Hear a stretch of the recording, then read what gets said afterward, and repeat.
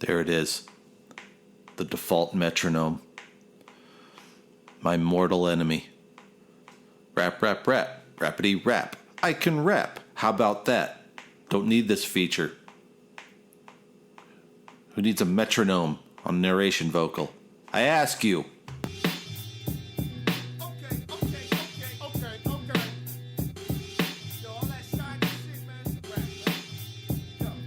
The big black kid that crushes your whole block. Dow Jones, milestone, genuine short shot. Street smart, sweetheart, you never want none. The beat starts, airing them out, run. I don't get down with snitches and the crooked shady.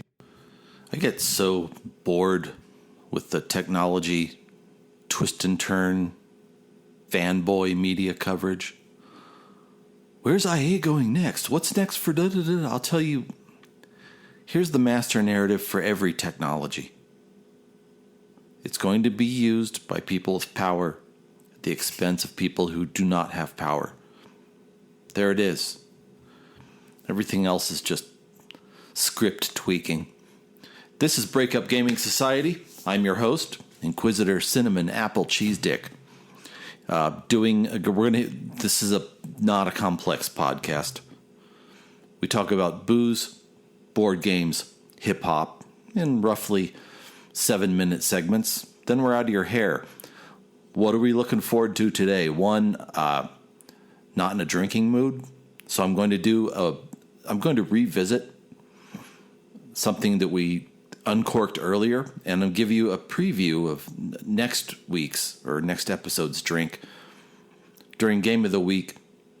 Gonna do another dive down memory lane back into the best game ever made in the history of games, Warhammer 40,000 Conquest.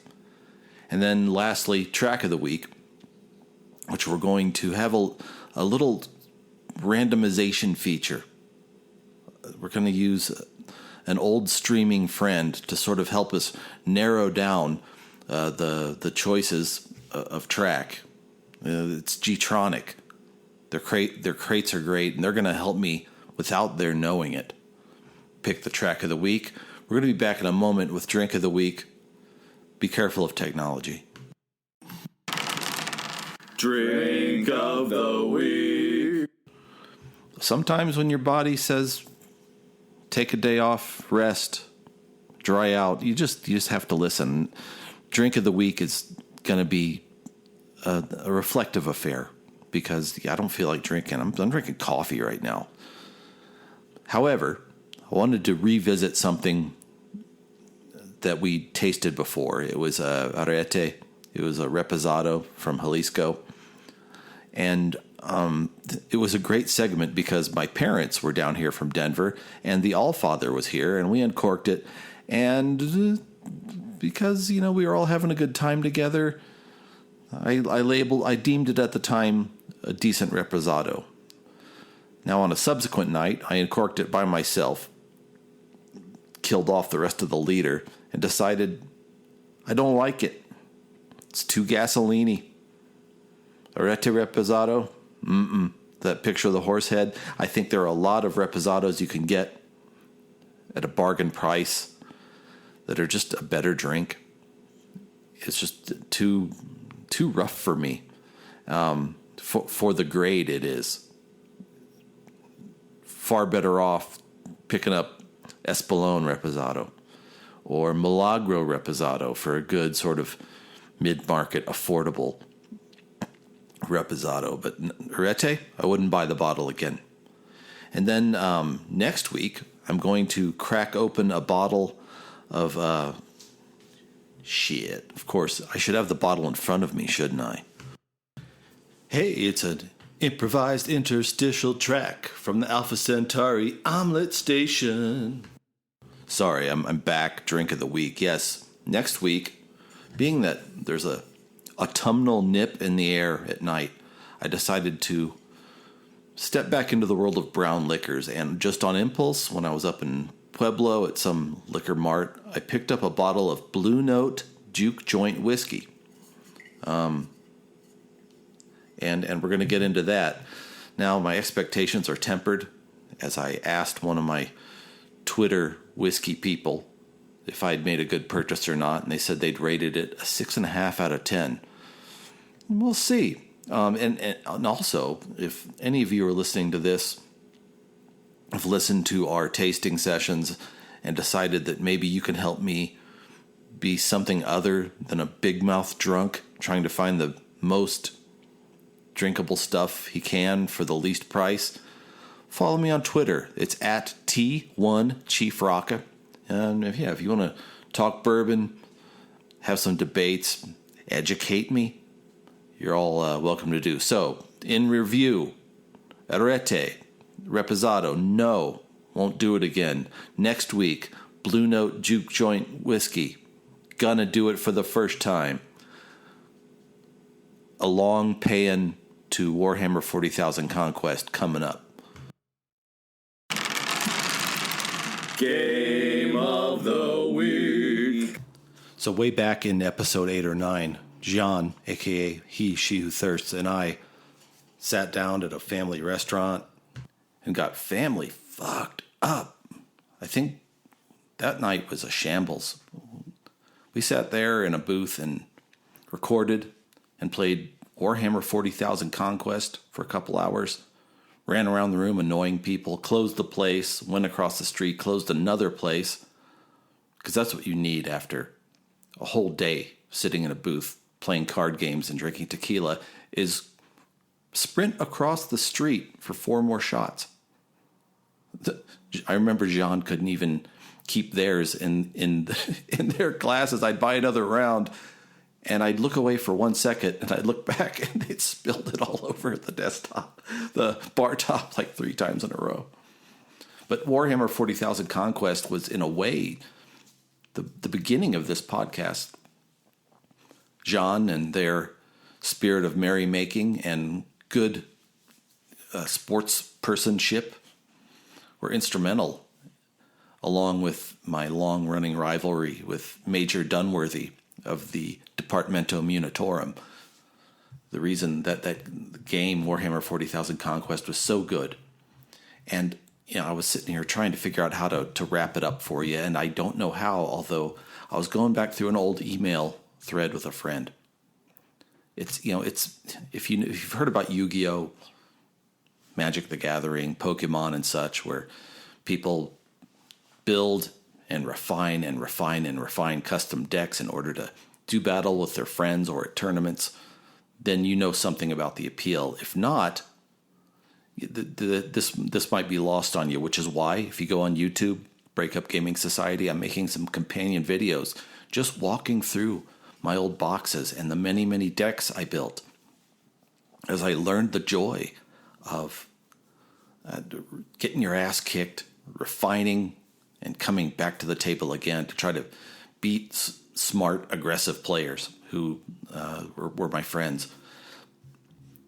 I'm just going to read the email I sent to my friend Els a long time ago when I was just deep in the throes of this game. A few thoughts on jazz. So the other day when I was test drawing my Corporal Snagbrat deck, I got to thinking about how good it feels when you have a few in you and you're listening to some of that good old straight-ahead late 50s, early 60s jazz. It's got a chord structure and a melodic progression, but you never know quite which notes or what phrasing the soloist is going to use to take you there. This is what makes Conquest, and board games in general, so wonderful. A bit of chaos and surprise within a known order, structured creativity. I have something like 24 Conquest decks built, and they are all songs you get to write and play. Working within the tournament deck building rules, you find more and more creative latitude the closer you peer at every wrinkle of road inside the guardrails. Deck building is what hardcore CCG and LCG players refer to as the metagame. Then there is gameplay itself, in which the theme and sub-themes of your strategy are randomly dished out to you a few cards at a time, and you have to snap them together on the fly, taking into account the order of the contested planets, who has initiative, where you think you can win battles, and where you can bring in new income in the form of cards and resources. Imagine chess, except you get to choose from hundreds or thousands of chessmen, each with peculiar abilities and effects, and you have your custom mix of those chessmen in a big bag, and you pull out a few random handfuls at a time and try to win. I probably spend at least an hour of downtime every day test drawing decks. You want to ensure that the distribution of units, supports, attachments, and events you need to fulfill your strategy draw into your hand in somewhat predictable fashion. If you can't give your opponent hell with any given 7-card sampling of your deck, then you refine and deal again and again. Sometimes just swapping out 2 or 3 cards can create a step change in the deck's synergies or an important incremental improvement. You can feel the kinship with the composer at his piano, playing it over and over until he finds the right solution for those 2 notes that are clangers. So I've been preparing Corporal Snagbrat, who is an odd player in the Orc pantheon of Conquest war bosses. Orcs and W40K are not renowned for their subtlety. They are what passes for comic relief in the awful W40K universe. My friend and opponent, Dunworthy, Major Dunworthy, that is, of the Departmentum Unitorum, describes their general ethos as, quote, shoot it until it stops moving, then hit it with an axe until it's flat, end quote. Big, dumb, tough, and green, just as likely to butcher each other as they are to get organized and give anybody else in the universe trouble. But Snagbrat is a stealthy orc who is designed to maximize the deep strike ability of certain cards, wherein you get to play a card face down at a planet. Cards are traditionally played face up, and your opponent doesn't know exactly what he's up against until a battle starts and you turn your deep strike cards over. So he's got a bunch of these sneaky orcs at his disposal who shift around in the cut and spring from the foliage to raise hell at the opportune moment. When you're dealing with a minimum 51-card tournament build, you don't want to ask a deck to execute too many themes, so I stuck with loading the deck with several deep strike orcs, supplemented with a sideboard of Junk Chukka commandos and a nasty little bevy of attachments. Junk Chukkas have the ability to toss one of their attachments to another unit after they attack, with the stipulation that the handoff deals 2 damage to the recipient. Destructive. So I dug around in the card collection and found the perfect complement. 3 copies of Enraged Orc, a 2-cost unit that arrives in play with no ability to attack until he's actually received damage. So he can, for instance, catch a huge chain choppa from the Junk Chukka. A huge chain choppa is a giant axe that also has moving teeth like a chainsaw. W40K is metal as fuck. And immediately have +6 attack, which can be pretty devastating at close quarters. Now, the huge chain choppa has its own drawbacks. It's a cheap attachment, it only costs 1 resource to put it into play, that delivers a big blow, but it's so unwieldy that the unit that attacks with it cannot ready and attack again with it during the rest of the whole battle. But let's peer closer at another wrinkle. The Junk Chukka's ability says he can toss off an attachment to quote-unquote any eligible unit during battle at a planet. The recipient doesn't have to be one of my guys. So if I don't have an enraged orc handy, the Junk Chukka can attack with it, then pitch it onto an exhausted enemy unit. Here, fucko, catch! If the 2 damage from receiving it doesn't kill the recipient, then it spends the rest of the battle fruitlessly trying to bench press the fucking thing while I target it with more attacks. Hysterical. So anyway, that's just one of the little, oh my gosh, that's devilish things you find when you're building and tuning decks, and then to see it come to life on the battlefield is an experience unlike anything I experienced before in board and card gaming, and unlike anything I'm bound to experience until I'm in the grave. There are something like 50 warlords to choose from across the game's 9 playable factions, each with their own playstyle, each of which can be supported with many themes and sub-themes. It's jazz, baby. And I'm going to talk more about that jazz in my YouTube series, where I'm just going to give you tours through some of the many decks I've built, partly for nostalgia and partly just to, maybe connect with people who used to love the game as much as I did.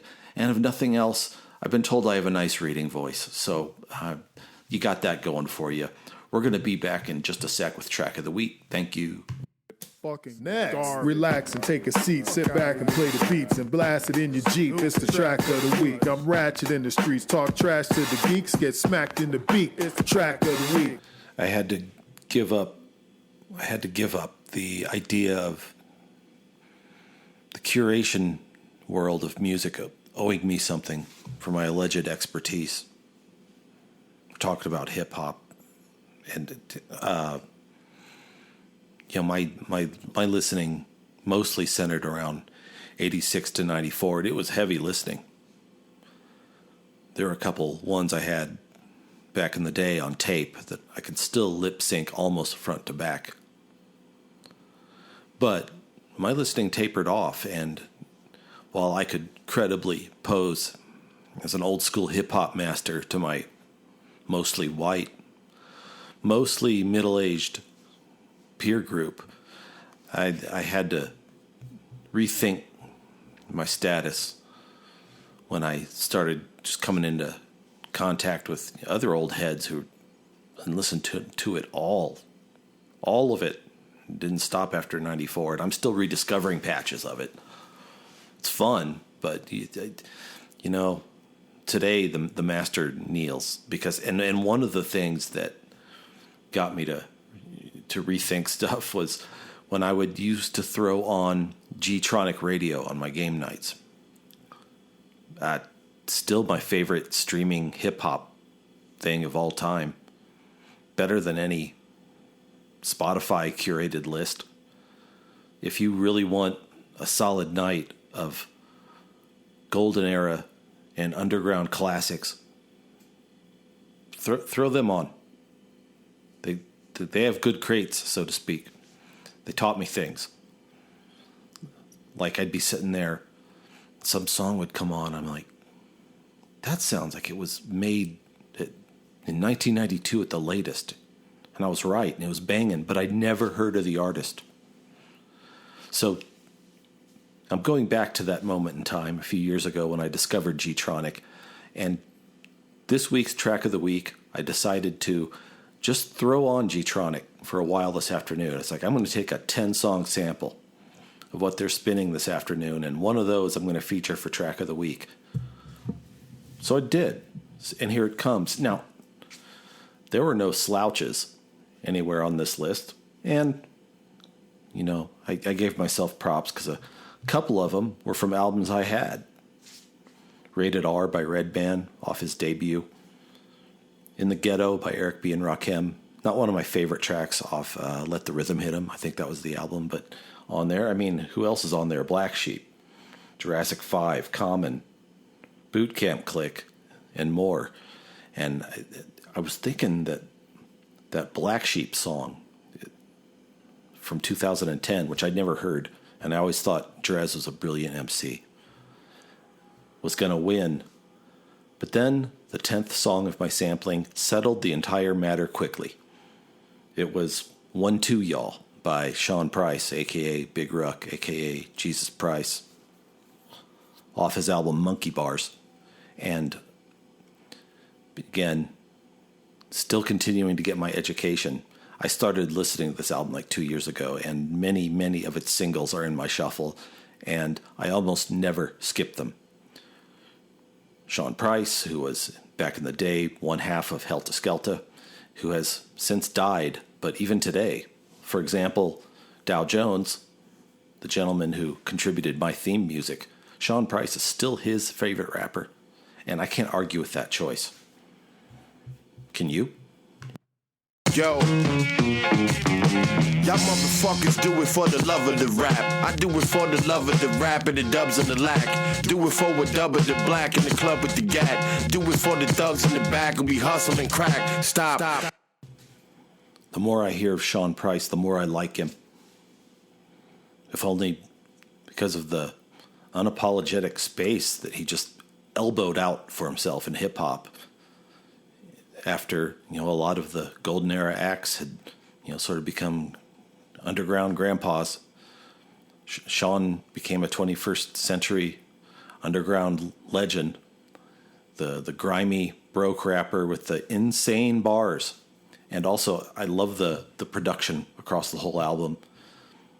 the whole feel, it's punchy and it's grimy, and the way they chop up and use samples is rude and mean and nasty, and it fits like a glove, the Mike persona that Price had. Here's another nice little slice of rhyme craft from the same track. 4th of July, Jamaican niggas rock corduroy shorts, sip Guinness stouts, 40s and quarts, drunk and high, skunk and tie. Pops did tango and cash just once if he died. Wild follow his path, trying to straight demolish your staff. Back out the 5th and holler your ass. Back when Buckshot was making Who Got the Props, I was on the strip, Who Got the Rocks. There you go. The continuing hip-hop education of Inquisitor Cinnamon Apple Cheese Dick. Extra credit assignment. Sometimes when I'm down or just need a kick in the ass, I will go on YouTube. I can't remember, it was one of the hip-hop morning shows where they, will drop a beat and one or two legends will show up in the studio that mic and drop some bespoke bars for that show, on the show. And Sean Price came on with Joe Budden, who was still in his rapper phase and not in his cranky old editorialist phase. And Joe Budden's no slouch. But go back and listen to that clip. Price comes out of the gate so on fire. It's one of those things I just play again and again and again. But that's it for Track of the Week. When we back with a rant to take us home about a topic that's been sticking to the gum line of my mind like a caraway seed.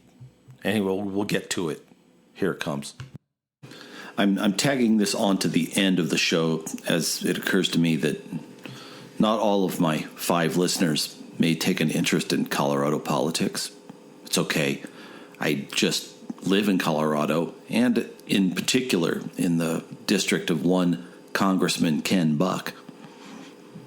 He's the congressman for, I think, the 4th district. It encompasses much of the Eastern Plains, and they drew the line far enough west to scoop out Trinidad, too, to make sure that Captain Winter has a safe space so he can keep winning elections. Because if there's anything that drives me crazy about the modern times is Democrats and liberals' complete failure to understand the nature of the battlefield they're on.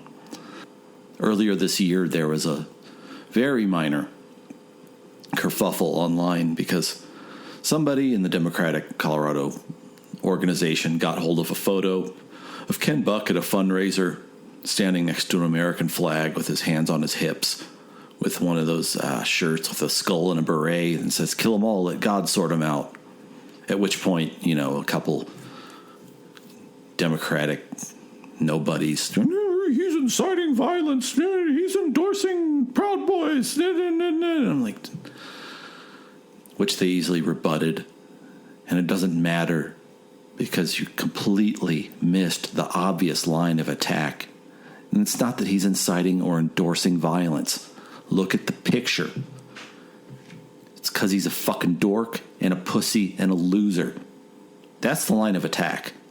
Now, see, the left, and as well as the shitlords over on 4chan, get this. You're not understanding the sheer amount of fun they're having, knowing that on the psychic battlefield of the internet, it's not about credibility, citations, competence. It's about your ability to frame, discredit, demoralize, mock, and bully. That's the battlefield you're on, and the war is going to have the outcome's going to have real consequences, and you can't win the war if you're showing up with Nerf guns. If you won, I guess you could get a byline in your local newspaper. What has become of civility? It's gone. Ken Buck isn't an inciter to violence. He's a fucking career loser. That's what he is. First time I ever saw him, in 2010, he entered a Senate race against Michael Bennet, who was a potted plant. that the Democrats yanked out of some chair in the Denver Public Schools organization. And somehow the Republicans scoured their bench and found the only guy in the state that could make Michael Bennett look charismatic. And Buck lost that race. And I think for a while he was head of the state Republican organization, during which he was in another scandal about rigging some internal vote to help one of his cronies get elected. And I think before all that, he's a Princeton boy from New York, sitting there standing in his backyard barbecue in his tough guy pose, looking like a complete dork. That's the issue. Guy's a 0. Weld County DA, which is basically like a punitive administrative position. Here's all the powers of the state to throw people with no resources in jail. Here you go, big hero.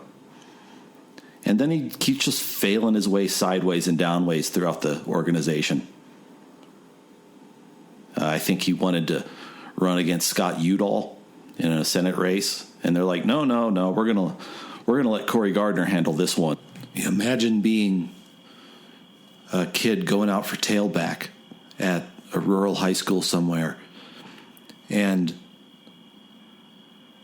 you're the kid who shows up with his helmet on backwards and who walks with a cane beats you out in the depth chart.